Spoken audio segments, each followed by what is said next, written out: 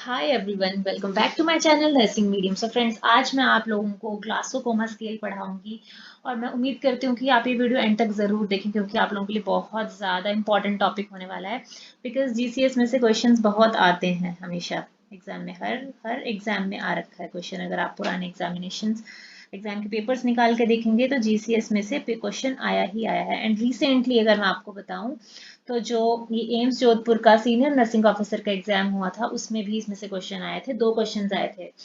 So let's discuss about the GCS. Basically GCS होता क्या है? Glasgow coma scale. Glasgow coma scale होता है।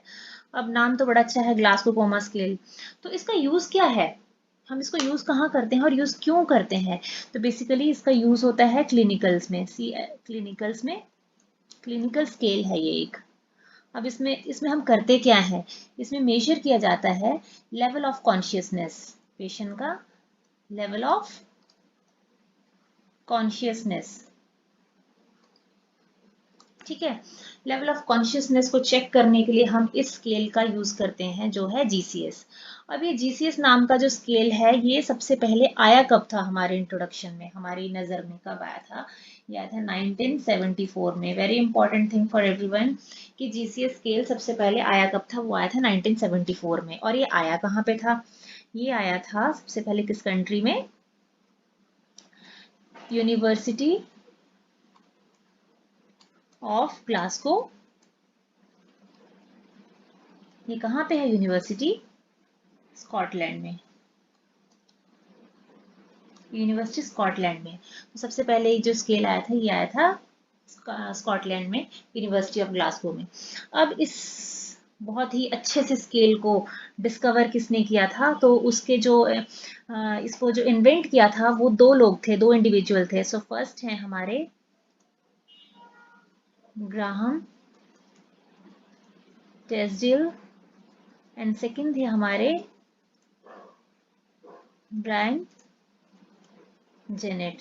Again it's very important, one should know their name. इनके नाम हमें पता होने चाहिए। मतलब एग्जामिनेशन पॉइंट ऑफ व्यू से इतने ज़्यादा इंपॉर्टेंट नहीं है, बट पता नहीं होता है कि एग्जामिनर का दिमाग कब क्या वो हो जाए और एग्जाम में क्या क्वेश्चन आ जाए। तो हमें ये पता होना चाहिए कि इसको इन्वेंट किसने किया था। ओके, सो इसके बाद आता है, ये तो थी एक जनरल से इंट्रोडक्शन इसके बारे में कि ये होता क्या है, इसका यूज़ क्यों करते हैं या फिर कहाँ पे यूज़ होता है। ठीक है, अब आता है, मैं एक्चुअल में इसकी यूजेस बताऊंगी। यूज्ड, ये कहाँ कहाँ यूज होता है? तो सबसे पहले ये न्यूरोलॉजिकल एग्जामिनेशन, जब भी हम न्यूरोलॉजिकल एग्जामिनेशन करेंगे, न्यूरोलॉजिकल एग्जामिनेशन करते टाइम हमने यूज करना है ये पेशेंट का। तो जनरली हम यूज कर सकते हैं जब भी हमने नॉर्मल भी पेशेंट का न्यूरोलॉजिकल एग्जामिनेशन करना है तो हमने इसको यूज करना है। Other than that, head injury में वेरी मतलब बहुत ही ज़्यादा जब ये यूज़ होता है वो कहाँ होता है? हेड इंजरी वाले पेशेंट्स में, या फिर अगर पेशेंट को सीजर्स वगैरह आए हों तो पोस्ट सीजर हमने जो पेशेंट का स्टेटस है उसको चेक करने के लिए we are using this Glasgow coma scale. So ये जो हमारे पास तीन मेन कंडीशंस हैं, इन टाइम में इस टाइम पे हम इस स्केल का यूज करते हैं। नेक्स्ट आता है हमारे पास कि इस स्केल में हमने देखना क्या है। बेसिकली इस स्केल में हमने तीन चीजें होती हैं जो हम देखते हैं कि पेशेंट अवेक है या नहीं, या फिर पेशेंट अलर्ट है या नहीं, ये चेक करते हैं। और पेशेंट ओरिएंटेड कितना है, ओरिएंटेशन लेवल चेक करेंगे हम पेशेंट का। ये तीन मेन चीजें हैं जो हमने चेक करनी है पेशेंट की। ठीक है, इसके अलावा इस स्केल में सबसे इंपॉर्टेंट चीज जो आती है वो है हमारे पास कि इसमें जो स्कोर रहता है वो कितना होता है। स्कोर, इसमें जो लोएस्ट स्कोर है वो है 3 एंड हाईएस्ट हाईएस्ट स्कोर है वो है 15। सभी को ये चीज पता होनी चाहिए कि इस स्केल का जो लोएस्ट स्कोर है वो है 3 एंड हाईएस्ट स्कोर है 15। Again it is very important. ठीक है, इंपॉर्टेंट पॉइंट्स को हमेशा मार्क कर लेना है कि बहुत ज्यादा इंपॉर्टेंट चीज है कि लोएस्ट स्कोर कितना है और हाईएस्ट स्कोर कितना है। ठीक है, तो ये मैंने आप लोगों को बता दिया कि इसका यूज क्या है, इसके लोएस्ट हाईएस्ट स्कोर कितने हैं और कब कब यूज होता है। अब आते हैं मेन बात पे, जो मेन मुद्दे की बात है वो है कि इसमें कंपोनेंट्स कितने हैं। So basically it has three main components, three main components. So इसमें थ्री मेन कंपोनेंट्स होते हैं। देखिए बहुत ही इंटरेस्टिंग टॉपिक है, ध्यान से सुनिए। इंटरेस्टिंग के साथ साथ ये बहुत ज़्यादा इंपॉर्टेंट टॉपिक भी है। तो मेन सबसे पहले जो मैंने जैसे कि आप लोगों को बताया कि तीन मेन कंपोनेंट्स हैं, दैट इज EVM, EVM। ठीक है, EVM स्टैंड्स फॉर, जब ई में हमने क्या देखना है, पेशेंट का eye response, and verbal, V में वर्बल रिस्पॉन्स, एंड नेक्स्ट आता है हमारा मोटर रिस्पॉन्स। ठीक है, eye response, verbal response and motor response. Eye response जो है सबसे पहला component, second is verbal and third is motor. तो आई रिस्पॉन्स में जो मिनिमम स्कोर है हमने और मैक्सिमम स्कोर है वो हमने यहाँ पे ऐसे लिख दिया अलग अलग करके। तो मिनिमम स्कोर आई रिस्पॉन्स का है वो है 1 एंड मैक्सिमम है 4। वर्बल का मिनिमम 1, मैक्सिमम 5। इसका भी, मोटर का मिनिमम 1 एंड मैक्सिमम 6। तो ये भी बहुत ज़्यादा इंपॉर्टेंट चीज़ है, आपसे ये पूछा जाएगा कि मिनिमम स्कोर कितना रहता है इन तीनों कंपोनेंट्स का ऐड करके, मैक्सिमम स्कोर कितना रहता है। देखिए एग्जामिनर कुछ भी पूछ सकता है आपसे, तो आपको हर एक चीज़ पता होनी चाहिए। तो ये मैं आपको इजी वे में समझा रही हूँ, मिनिमम मैक्सिमम करके। ठीक है, 4 5 6 है, 1 1 1 है। तो टोटल इसका करें तो हमारे पास 3 बनेगा, इसका टोटल करें तो 15 बनेगा। तो ये आपका आंसर है, मिनिमम स्कोर 3 और मैक्सिमम 5। नेक्स्ट आता है अब हमारे पास इसी में कि जो आई रिस्पॉन्स होता है हमारा, उसमें फर्दर आगे क्या क्या कंपोनेंट्स आते हैं। ठीक है, वो हमने स्टडी करने हैं अब इस वीडियो में। सबसे पहले आई रिस्पॉन्स। जो आई रिस्पॉन्स है हम किस किस केस में चेक नहीं कर सकते, मैं आपको पहले वो बताऊंगी। लाइक कौन सी ऐसी सिचुएशन है जो आई रिस्पॉन्स हम नहीं देख सकते हैं, वो है आई इंजरी। आई इंजरी, आंख में अगर कोई चोट लगी है, हमारी आंख स्वेल है, तो हम उसमें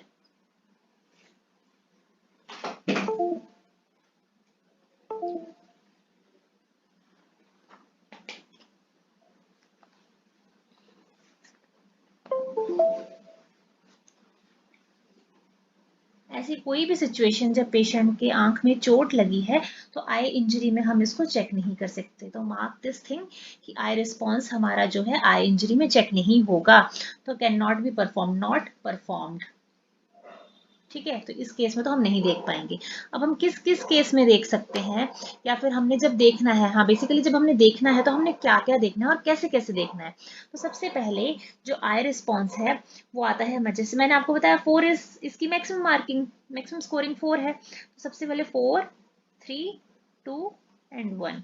4 में कैसे रहेगा, कब हम बोलेंगे कि पेशेंट को हमने 4 नंबर देने हैं या फिर 4 नंबर दे दिए। तो मैं आपको यहाँ पे ऐसे बताऊंगी। सबसे पहले 4 नंबर हम कब देंगे, जब पेशेंट स्पॉन्टेनियसली अपनी आंखें खोलेगा। स्पॉन्टेनियसली आई ओपनिंग है अगर, तो जैसे आपने कमरे का दरवाजा खोला और पेशेंट ने अपनी आंखें खुद से खोल दी, तो आपने 4 नंबर दे देने हैं। नेक्स्ट आता है opens eye in response to voice. आपने पेशेंट को आवाज लगाई, तब उसने अगर अपनी आंख खोली तो आपने 3 नंबर देने हैं। नेक्स्ट आता है open eyes in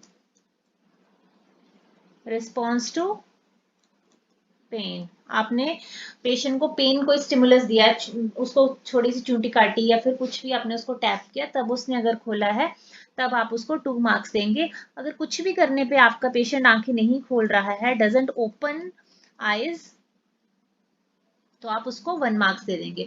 so this is how आपने जो आई कंपोनेंट है, आंख वाला है, वो ऐसे करना है। सो आई होप कि आपको आई वाला रिस्पॉन्स है वो क्लियर है। नेक्स्ट मैं अब आपको बताऊंगी कि वर्बल वाला हमने कैसे करना है, वर्बल रिस्पॉन्स।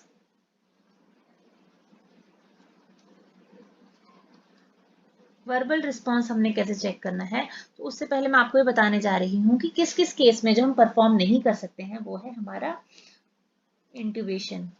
पेशेंट अगर इंट्यूबेटेड है, ओरल इंट्यूबेशन है या फिर हमारा टीटी इंट्यूबेशन है, तब भी हम चेक नहीं कर पाएंगे। इसके अलावा अगर पेशेंट का लैंग्वेज डिसेबिलिटी है,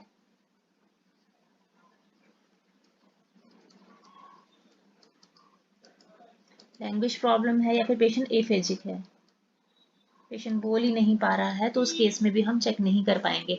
सो दीज आर द कंडीशन जब हम पेशेंट का वर्बल रिस्पॉन्स चेक नहीं कर सकते। सो अब मैं आप लोगों को बताऊंगी कि हमने ये चेक कैसे कैसे करना है। तो इसके हमारे पास जैसे कि 5 कंपोनेंट्स थे, मैंने आपको पहले ही भी बताया था। तो इसकी 5 4 3 2 1 स्कोरिंग है। ठीक है, तो 5 स्कोरिंग में हमने कैसे देखना है पेशेंट का कि if patient is oriented to person place and time, ठीक है, ओरिएंटेड है, ओरिएंटेड है आपका, oriented to time place person, मतलब आपका नॉर्मल बात कर रहा है पेशेंट, नॉर्मल कॉन्वर्सेशन कर रहा है अगर, तो आपने नॉर्मली अगर आपका पेशेंट बात कर रहा है तो आप उसको 5 स्कोरिंग दे देंगे। देन उसके बाद अगर आपका पेशेंट कंफ्यूज्ड है, मतलब आप पूछ रहे हैं, रिस्पॉन्स कर रहा है, मतलब able to answer but confused है और डिसोरिएंटेड है, तो आप उसको 4 स्कोरिंग कर देंगे। कंफ्यूज और डिसोरिएंटेड में जैसे कि सपोज आपने 5 स्कोरिंग कब करनी है, आपने पूछा नमस्कार जी आपका नाम क्या है, तो उसने अपना नाम बता दिया, हाँ जी मेरा नाम राम है या श्याम है, जो पेशेंट का नाम है। नेक्स्ट फोर्थ जो पॉइंट है उसमें कंफ्यूज पूछ रहे हैं, जैसे आपने उनको पूछा कि इस वक्त आप कहाँ हैं, तो पेशेंट ये बोलेगा जी मैं अपने घर पे नहीं हूँ, लेकिन उसको ये नहीं मालूम होगा कि वो हॉस्पिटल में है या होटल में है या फिर रेस्टोरेंट में है, तो उसको ये नहीं मालूम होगा। नेक्स्ट हमारा पॉइंट आता है 3, इनअप्रोप्रिएट साउंड्स वर्ड्स का। 3 में अगर आपका पेशेंट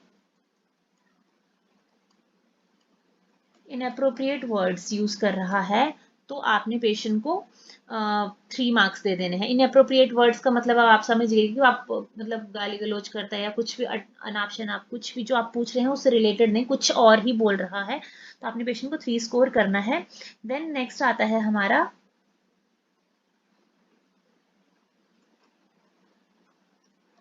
इनकॉम्प्रिहेंसिव साउंड्स। इनकॉम्प्रिहेंसिव साउंड्स में आपने पेशेंट कू का ई ए ऊ की आवाज निकाले तो 2 नंबर दे देने हैं, और अगर हमारा पेशेंट कोई भी आवाज नहीं निकाल रहा है तो आपने वहां पे 1 मार्क दे देना है। तो ये है हमारा verbal response, how we can record the verbal response. Next आता है हमारा मोटर रिस्पॉन्स। मोटर रिस्पॉन्स में जैसे मैंने आप लोगों को पहले ही बताया कि हमारे 6 मेन हमने चीजें चेक करनी है, जो हमारा थर्ड है ये हमारा वो है मोटर रिस्पॉन्स। मोटर में हमारे 6 हैं फर्दर आगे जो सब पॉइंट्स हमें चेक करने हैं। अब हम किस किस केस में इसको चेक नहीं कर सकते, दैट इज पैरालाइज्ड है पेशेंट तब भी नहीं चेक कर पाएंगे, हमें पैरालिसिस वगैरह पैरालिसिस केसेस में हम चेक नहीं करते हैं। ठीक है, अब मैं आपको बताऊंगी कि हमने चेक कैसे करना है। सपोज जैसे इसके 6 मैंने आपको 6 पॉइंट बताए थे, 6 5 4 3 2 एंड 1। ठीक है, तो आपने सबसे पहले अगर आपका पेशेंट कमांड फॉलो कर रहा है, ओबेज कमांड्स, आपकी बातें फॉलो कर रहा है, अगर आप बोलते हैं जी हाथ ऊपर करिए तो हाथ ऊपर कर देता है, जैसे भी आप बोलते हैं वैसा कर देता है, तो उस केस में आपने पेशेंट को 6 मार्क्स दे देने हैं। नेक्स्ट आता है हमारा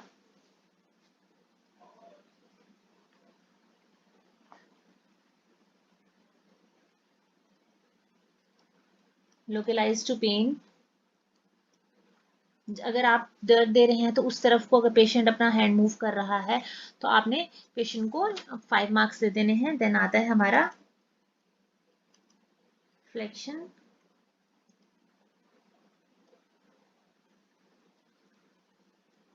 from flexion withdrawal from painful stimuli. ठीक है, flexion withdrawal from painful stimuli, जहां से आपने पेन है वहां से हाथ हटा रहा है तो आपने वहां पे पेशेंट को 4 मार्क्स दे देने हैं। देन आता है हमारा एबनॉर्मल फ्लेक्शन। एबनॉर्मल फ्लेक्शन को हम क्या बोलते हैं, डीकॉर्टिकेट, डीकॉर्टिकेट पॉस्चर भी बोलते हैं। डीकॉर्टिकेट पॉस्चर बेसिकली कैसा होता है, सपोज मैं अब आपको डायग्राम बना के बताऊंगी। जैसे कि ये पेशेंट है, ये पेशेंट लेटा हुआ है, ये पेशेंट की बॉडी है, ये उसकी लेग्स हैं और ये उसकी आर्म्स हैं। जब आपने पेशेंट को पेनफुल स्टिमुलाई दिया तो जो पेशेंट के हाथ हैं वो बॉडी की साइड को इधर को जा रहे हैं, अंदर वाली साइड को, तो that is the decorticate posture. Next आता है हमारा डायग्राम को देख के मतलब मजाक मत बनाना, ये सब समझाने के लिए आपको बोल रही हूँ। नेक्स्ट आता है abnormal extension, that is decorticate, sorry decerebrate, थोड़ा गलत बोल गई मैं, सॉरी माय मिस्टेक।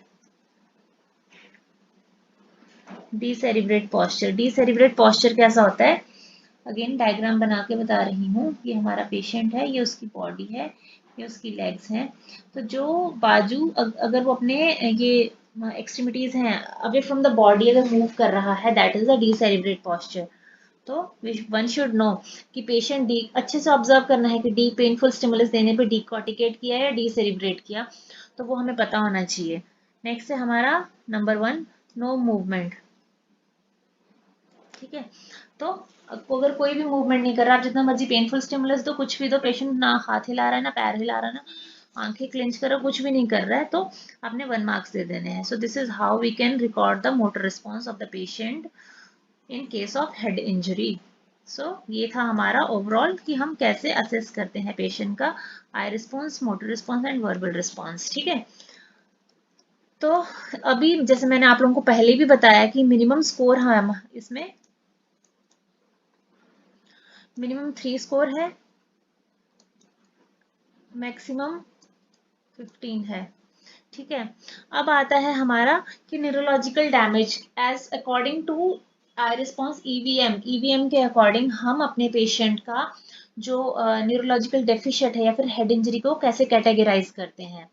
ठीक है, तो उसमें क्या है, हमारा कैटेगरी कैसे रहेगा, अगर हमारे पेशेंट का स्कोर 3 है तो पेशेंट को हम क्या बोलेंगे, patient is having severe neurological damage. अब इसका कोई चांस नहीं है, कोई स्कोप नहीं है, मतलब रिवाइव रिवर्ट बैक होने का।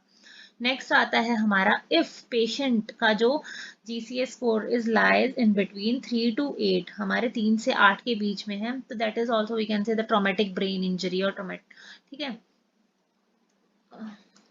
सिवियर ट्रॉमेटिक ब्रेन इंजरी है।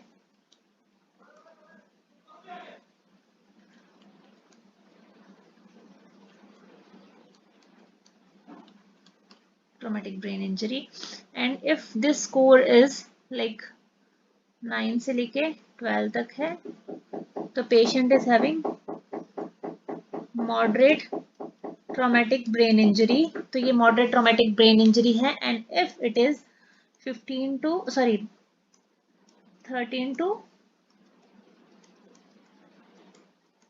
15, तो पेशेंट को माइल्ड